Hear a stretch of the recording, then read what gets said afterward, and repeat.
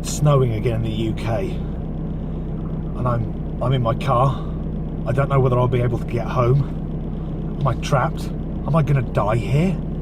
No, actually, I'm just waiting for the lights to change. I'll drive home like I always do. Yes, the snow has returned to the UK, and that means that two things will take place.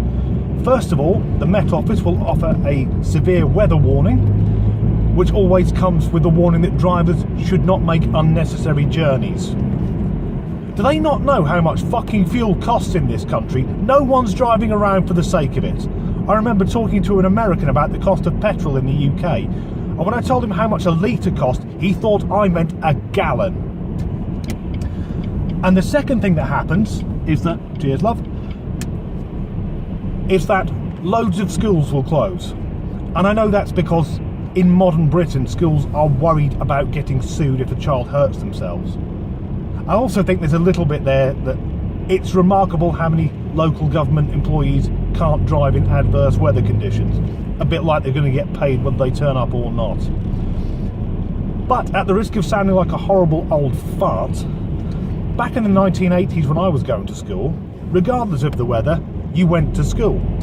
If it was snowing, and this is before global warming had really kicked in, so back then anything less than 2 feet of snow didn't really count. We went to school regardless, and my primary school had outside toilets and those mobile classrooms, which were just a large unheated caravan outside. So I did a lot of my lessons wearing a coat. And also, as a child growing up in the 80s, we had parks and playgrounds, but they didn't have the cushion flooring or anything like that.